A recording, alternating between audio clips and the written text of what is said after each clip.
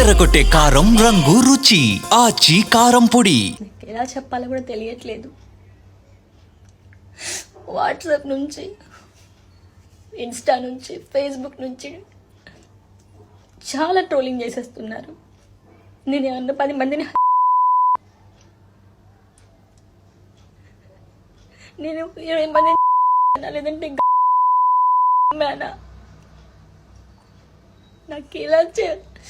నాకు ఇవన్నిటితోటి అనిపిస్తుంది.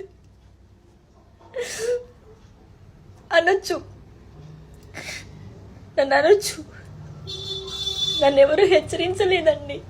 నేను ఏ క్లాస్ రూమ్లో కూడా నేను ఎప్పుడు పిల్లల యొక్క సబ్జెక్ట్ రీల్స్ తప్ప ప్రమాణ పూర్తిగా చెప్తున్నాను. సబ్జెక్ట్ రీల్స్ ఇవే అపోజ్ చేశాను. కానీ నా విధి నిర్వహణకి వ్యతిరేకంగా నేను ఎప్పుడు వీడియోస్ చేయలేదండి.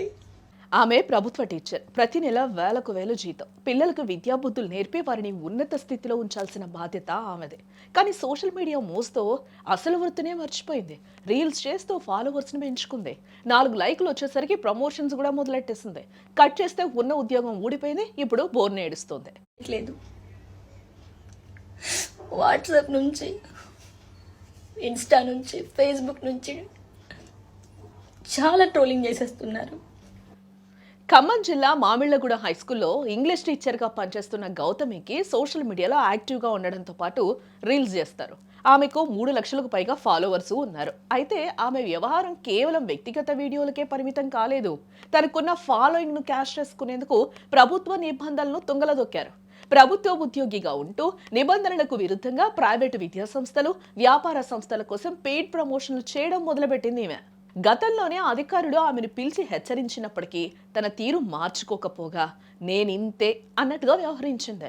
దీంతో తెలంగాణ సివిల్ సర్వీసెస్ ప్రవర్తన నియమావళిని ఉల్లంఘించినందుకు గాను విద్యాశాఖ ఉన్నతాధికారులు ఆమెను సస్పెండ్ చేస్తూ ఉత్తర్వులు జారీ చేశారు. ఈ వార్త వైరల్ కావడంతో నెటిజన్లు ఆమెపై విమర్శల వర్షం కురిపిస్తున్నారు. అంతగా యాక్టింగ్ చేయాలనుంటే ఉద్యోగానికి రాజీనామా చేసి ఏ సినిమాల్లోకో సీరియల్స్లోకో వెళ్ళొచ్చు కదా, నిరుద్యోగులకు అవకాశం దక్కుతుంది అంటూ ఘాటుగానే కామెంట్స్ చేస్తూ ఉన్నారు. విధి నిర్వహణలో నిర్లక్ష్యం వహిస్తే పరిణామాలు ఎంత తీవ్రంగా ఉంటాయో అనడానికి ఈ ఘటనే నిదర్శనం. సస్పెండ్ అయ్యాక ఆమె బోర్ను విలిపిస్తున్నారు. తనపై వస్తున్న విమర్శలు మరియు సస్పెన్షన్ వార్తలపై స్పందిస్తూ ఒక భావోద్వేగపూరితమైన వీడియోను కూడా విడుదల చేశారు. ఒక ఉపాధ్యాయురాలుగా తాను ఎప్పుడూ తన వృత్తికి అన్యాయం చేయలేదని, స్కూల్ సమయంలో ఎప్పుడూ రీల్స్ చేయలేదని కూడా స్పష్టం చేస్తూ ఉంది. తన ప్రభుత్వ పాఠశాలల్లో అడ్మిషన్లు పెంచడానికి ఇంటింటికి తిరిగి పిల్లలను చేర్పించానని, తన సొంత డబ్బుతో పుస్తకాలు డొనేట్ చేశానని కూడా ఆవేదన వ్యక్తం చేస్తూ ఉంది ఆ టీచర్. ఇప్పుడు తనకున్న అవివేకం వల్ల కొన్ని ప్రైవేట్ సంస్థలకు ప్రమోషన్స్ చేశానని, అది తప్పని ఎవరు తనను ముందే హెచ్చరించలేదని కూడా చెప్తుంది. సైనికుల సంక్షేమం కోసమే తాను ఆ ప్రమోషన్ వీడియో చేశానంటూ కూడా ఆ వీడియోలో వివరణ ఇచ్చే ప్రయత్నం చేసింది. ప్రతి ఒక్కరికి కూడా చాలా చాలా థ్యాంక్స్ అండి. ఒక ఉపాధ్యాయురాలిగా నేను ఎప్పుడు కూడా నా వృత్తికి అన్యాయం చేయలేదు, చెయ్యను కూడా, ఇంతవరకు కూడా చేయలేదు. కానీ నాకున్న ఒక అవివేకం వల్ల ప్రమోషన్స్ చేయడం జరిగింది. ఫస్ట్ ప్రమోషన్తో నాకు ఎవరైనా చెప్పిన బాగుండు, చెప్పలేదు, దానివల్ల ప్రమోషన్స్ చేయడం జరిగింది. సైనికుల సంక్షేమం కోసం నిధులు కేటాయిస్తున్నాము అని చెప్పి మా పిల్లలు అక్కడ చదువుతున్నారు. వాళ్ళ కోసం వాళ్ళు పిలిస్తే నేను వెళ్ళాను. ఏదైనా కూడా నేను మా గవర్నమెంట్ స్కూల్కి అన్యాయంగా నేను ఎప్పుడూ చేయనండి. అది నా యొక్క ఉద్దేశం కాదు. నాకు ఎలా చెప్పాలో కూడా తెలియట్లేదు.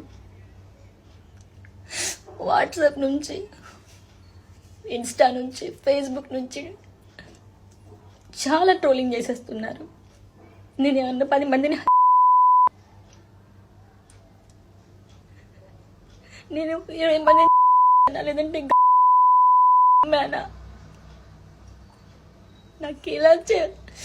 నాకు ఇవన్నిటితోటి అనిపిస్తుంది. అనొచ్చు, నన్ను ఎవరు హెచ్చరించలేదండి. నేను ఏ క్లాస్ రూమ్లో కూడా నేను ఎప్పుడు పిల్లల యొక్క సబ్జెక్ట్ రీల్స్ తప్ప ప్రమాణ పూర్తిగా చెప్తున్నాను. సబ్జెక్ట్ రీల్స్ ఇవే అపోజ్ చేశాను. కానీ నా విధి నిర్వహణకి వ్యతిరేకంగా నేను ఎప్పుడు వీడియోస్ చేయలేదండి. నా గవర్నమెంట్ స్కూల్ పిల్లలు జాయిన్ కావాలని చెప్పి ఇంటింటికి తిరిగి నేను అడ్మిషన్స్ తీసుకొచ్చాను.